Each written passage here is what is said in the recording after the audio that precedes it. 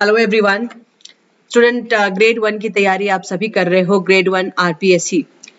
तो आप लोगों का मैसेज है कि मैम इसमें बहुत सारे सिलेबस हैं, आप समझाइए कि किस तरीके से तैयारी करनी है।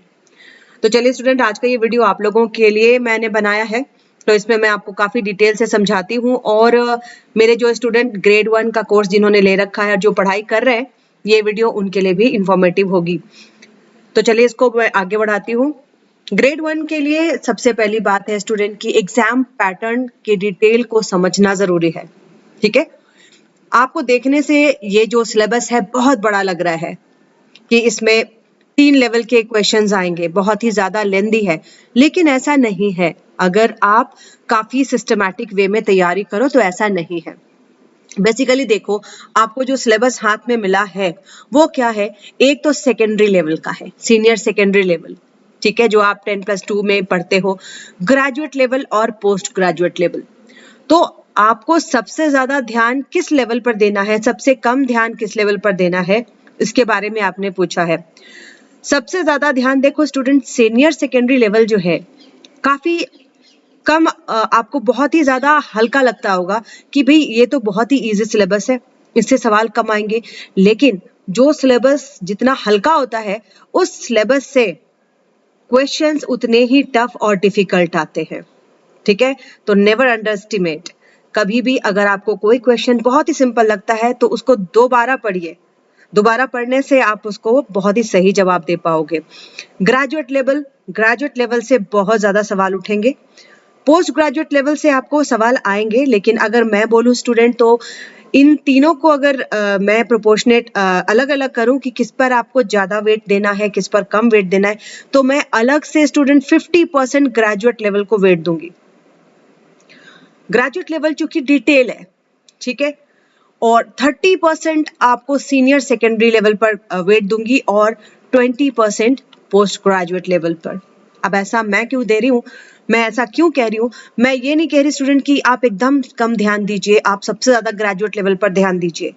मेरे इस प्रोपोर्शनेट लेवल अलग करने का यही मकसद है कि देखो, आपका ये क्या है, सीनियर सेकेंडरी ये बेस देता है।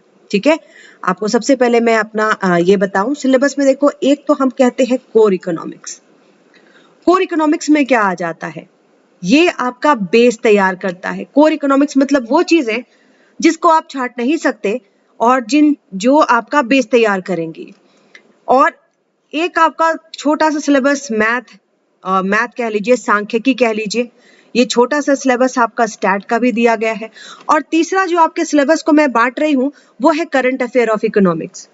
चाहे वो विदेशी व्यापार के आंकड़े हो, चाहे वो अभी जो आर्थिक जितने भी इकोनॉमिक चेंजेस चल रहे हैं उनके बारे में पूछा जा रहा हो, या मौद्रिक नीति का अपडेट हो, या राजकोषीय नीति का अपडेट हो, या स्टैगफ्लेशन का अपडेट हो, या इन्फ्लेशन का अपडेट हो, ये सारी चीजें किस में आ जाएंगी, करंट अफेयर ऑफ इकोनॉमिक्स में। तो आपके सिलेबस को मेरे अनुसार मैं 3 भागों में बांट के चलती हूँ। सबसे पहला कोर इकोनॉमिक्स। कोर इकोनॉमिक्स में इंटरमीडिएट लेवल, ग्रेजुएट लेवल और पोस्ट ग्रेजुएट लेवल, इन तीनों से कुछ टॉपिक आपको अलग कर लेने हैं। ठीक है, अब हम आ जाते हैं, यही मैंने आपको बताया कि आपका जो सिलेबस है आपको कितने भागों में बांट के पढ़ना है, 3 भागों में, कोर इकोनॉमिक्स, मैथ और करंट अफेयर ऑफ इकोनॉमिक्स। तो पहला आपका पोर्शन ये, इसकी तैयारी आप कर करके इसके ऊपर एमसीक्यू बनाना शुरू कर दीजिए। किसी भी समय आपके एग्जाम का डेट आ जाएगा तो आपके पास कम से कम कोर इकोनॉमिक्स को आपने पूरा कर दिया होगा। सेकंड पर मैथ की तैयारी कभी पूरी नहीं होती, सांख्यिकी की तैयारी कभी पूरी नहीं होती, इसको लगातार बनाते रहना है, इसके मैथ सॉल्व करते रहने हैं। एग्जाम का टाइम आने पर हम फॉर्मूला रट लेंगे और एग्जाम दे लेंगे, नेवर। इसकी तैयारी आपको करती रहनी है। करंट अफेयर ऑफ इकोनॉमिक्स एक दिन की चीज नहीं होती, आपको हर दिन न्यूज़पेपर से न्यूज छांटने हैं और उस पर एमसीक्यू क्रिएट करना है। ठीक है, आप देखो यहाँ पर आपके सिलेबस पर मैं आ जाऊं। सबसे पहला आपका ये दिया हुआ है syllabus of examination senior secondary level. Senior secondary level में स्टूडेंट यहाँ पर 2-3 चीजें आप ध्यान देना। सबसे पहले अर्थशास्त्र के जो बेसिक कॉन्सेप्ट होते हैं, जिसको मैंने बोला कोर इकोनॉमिक्स में सबसे पहले जो बेसिक कॉन्सेप्ट होते हैं, मीनिंग है ना, अर्थशास्त्र की परिभाषा क्या है, अर्थशास्त्र में केंद्रीय समस्या क्या है, इस तरह के जो सवाल हैं ये आपको देखने में काफी इजी लगेंगे। इसको आप दोबारा पढ़ोगे भी नहीं कि भाई ये तो सभी को आता है, केंद्रीय समस्या क्या है ना, what to produce, how to produce, when to produce, है ना। तो केंद्रीय समस्या क्या है, उसके बाद इकोनॉमिक सिस्टम, कितने तरह के इकोनॉमिक सिस्टम है ना, ये सारे आपके बेसिक्स सीनियर सेकेंडरी लेवल के सिलेबस में दिए हुए हैं। तो इनको पढ़ लीजिए, इन पर वस्तुनिष्ठ प्रश्नों की श्रृंखला को बना करके खत्म कीजिए, ठीक है, क्योंकि ये क्या है, ये आपका बेस तैयार करते हैं। इसके बाद आप आ जाओ तो आपको उपभोग के बारे में पढ़ना है। आप देखो, चूंकि यहाँ पर आपके सिलेबस में सीनियर सेकेंडरी लेवल का सिलेबस है, तो उपभोग का जो बेसिक कॉन्सेप्ट है, उपभोग कहते किसको है ना, इसमें जो भी इसके बेसिक कॉन्सेप्ट है, भाई मांग क्या है, पूर्ति क्या है, उसको आपको पूरे अच्छे तरीके से पढ़ना है, ठीक है। उपभोग के बाद उत्पादन, उत्पादन किसे कहते हैं, है ना, उत्पादन किसे कहते हैं, उत्पादन के कारक क्या है, ये सारी चीजें आपको बहुत ही डिटेल में पढ़नी। फिर हम आ जाते हैं मार्केट पर, बाजार।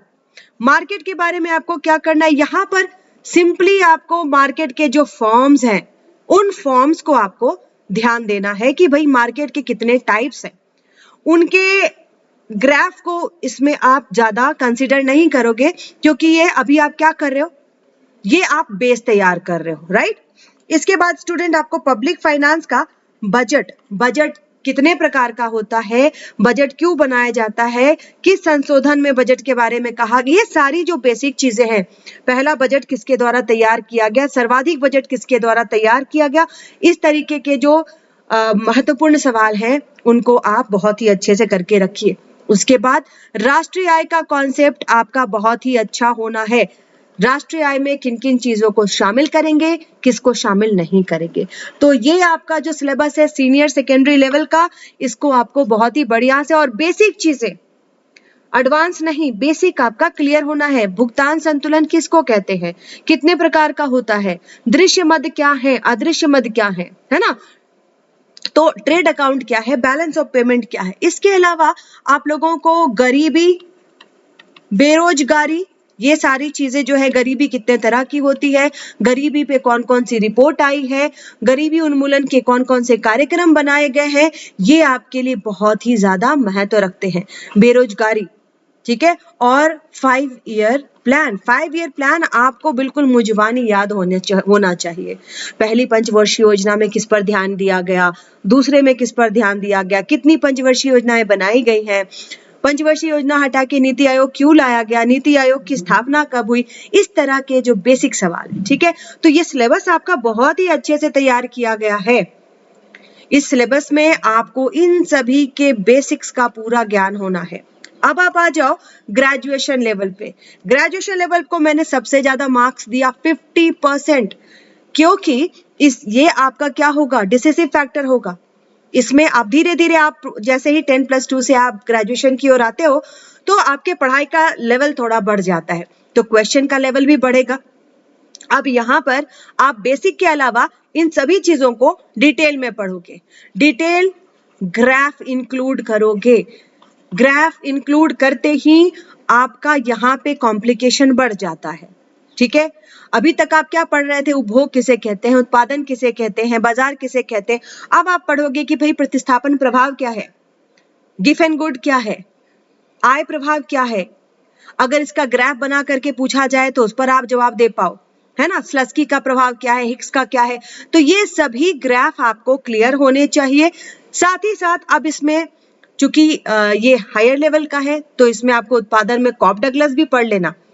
मैं हमेशा कहती हूँ स्टूडेंट, ज्यादा पढ़ लो अच्छी बात है, कम पढ़ोगे तो पछताना पड़ता है ना। तो हम कम क्यों पढ़े, जो चीजें इसमें नहीं भी दी गई हैं, मेरा सजेशन है, अभी टाइम है, पढ़ लो।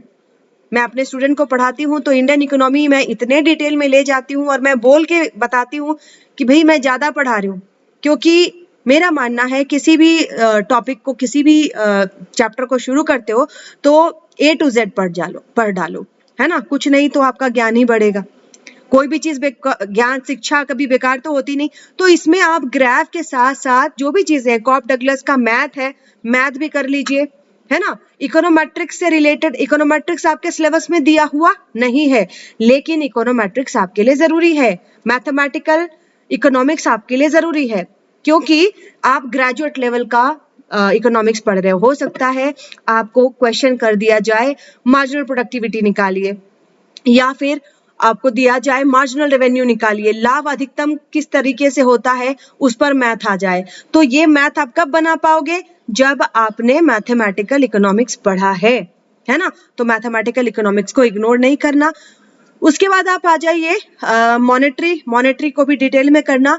मैक्रो इकोनॉमिक्स में आपको इन्फ्लेशन पढ़ना है, फिलिप्स कर्व पढ़ना है, और इसके न्यूमेरिकल्स पर इसका जो मैथ है, क्योंकि देखो कॉन्सेप्ट सभी कर लेंगे, अगर आप मैथ में मेहनत कर लोगे तो भाई जीत आपकी है, निश्चित है। ठीक है, इसके बाद आ जाओ इंटरनेशनल इकोनॉमिक्स पर, तो इसमें अंतरराष्ट्रीय संस्थाएं कब बनी, किस संस्था का क्या काम है, ये आपको अच्छे से पूरा करना है। इसके बाद स्टूडेंट आपको यहाँ पर राजस्थान की अर्थव्यवस्था के बारे में भी बहुत ही डिटेल में नहीं जाना है। राजस्थान की अर्थव्यवस्था में जैसे वहाँ की कृषि 3 भागों में बांट के पढ़ लीजिए, कृषि, उद्योग और सेवा क्षेत्र।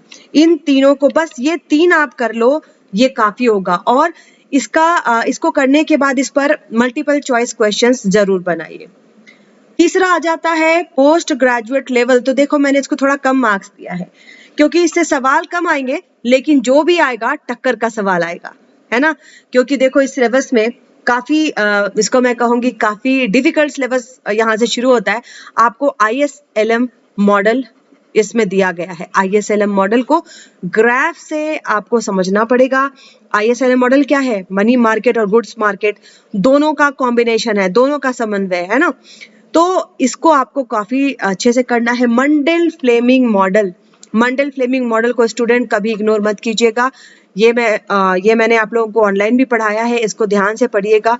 मंडेल फ्लेमिंग मॉडल मौद्रिक अर्थशास्त्र से भी जुड़ा हुआ है, नेशनल इनकम से भी जुड़ा हुआ है, और मॉनेटरी इकोनॉमिक्स से भी जुड़ा हुआ है। तो इसको काफी ध्यान से दीजिएगा, क्योंकि अंतरराष्ट्रीय अर्थशास्त्र में भी इसका काम आता है। इसके सवाल इस तरीके से आते हैं कि आप अलग नहीं कर पाते कि भाई ये सवाल किसका है, मॉनेटरी इकोनॉमिक्स का है या इंटरनेशनल का है। ठीक है, तो इसको बहुत ही ध्यान से इसको पढ़ लीजिएगा। बाकी बात आती है स्टूडेंट आपको स्टैटिस्टिक्स पर। तो स्टैटिस्टिक्स में देखो मैथ बनाते रहो। फॉर्मूला को अभी तक आपने फॉर्मूला आई होप छाट लिया होगा, जितने फॉर्मूलाज हैं उनकी एक कॉपी बना लीजिए। फॉर्मूला की कॉपी बनाने के बाद उससे रिलेटेड जितने भी कॉन्सेप्ट है, उससे रिलेटेड जितने भी मैथ्स आप बना सको बनाते रहिए, सो दैट आप फॉर्मूला आपको याद रहे। ठीक है, तो स्टूडेंट आई होप आप लोगों को काफी समझ में आया होगा। तो कोर इकोनॉमिक्स आपको मैंने अभी बताया, जो इंटरमीडिएट लेवल का है, PG लेवल का है, ग्रेजुएट लेवल का है, वो इसमें आ जाएगा। ठीक है, इसके साथ ही साथ मैथ पर डेली प्रैक्टिस की जरूरत है, daily practice on the formulas. Current affair of economy के लिए डेली न्यूज़पेपर से अपडेट रहिए, अपने छोटे छोटे नोट्स बनाइए, और मैंने अपना एक कोर्स भी इस पर पब्लिश किया हुआ है, आप उसको भी सब्सक्राइब कर सकते हो। करंट अफेयर ऑफ इकोनॉमी बहुत जरूरी है। इकोनॉमी में अभी क्या चल रहा है, क्योंकि देखो नॉर्मल कोर इकोनॉमिक्स आप कर लोगे, मैथ भी आप कर लोगे, लेकिन कुछ सवाल जैसे RPSC ने पिछले एग्जाम में भी पूछा था कि भाई भारत का जो ट्रेड डेफिसिट गया था उसका कारण क्या था। तो हर दिन अगर आप न्यूज़पेपर पढ़ते रहते हो, कुछ खबरें आपको लगती है कि भाई ये इंपॉर्टेंट नहीं है, बट वो भी इंपॉर्टेंट होती है। तो धीरे धीरे आप न्यूज़पेपर से न्यूज़ छांटना सीख जाओगे, है ना। तो इसको भी इग्नोर मत करना। ठीक है, तो that's all student. I hope मैंने इस सिलेबस को काफी सिंप्लीफाई कर दिया है, डरने की बिल्कुल भी जरूरत नहीं है। एंड स्टूडेंट मैंने ये कोर्स अपने ऐप शिप्रानॉमिक्स पर पब्लिश किया हुआ है। मस्ट डाउनलोड माय ऐप शिप्रानॉमिक्स। और स्टूडेंट इस ऐप पर आपको ग्रेड 1 का कोर्स उपलब्ध है। ठीक है, और इस कोर्स को लेने के बाद स्टूडेंट इसको फटाफट खत्म कीजिए, क्योंकि अभी इस पर आपको टेस्ट सीरीज भी मैं अवेलेबल कराने वाली हूँ कुछ ही दिनों में। क्योंकि देखो स्टूडेंट, जब तक आप टेस्ट सीरीज पूरा नहीं करते हो आपकी तैयारी पूरी नहीं होती है। And this is my number 8439066995। You can message me on this number, student. That's all for today. Thank you. Bye bye. Have a nice day.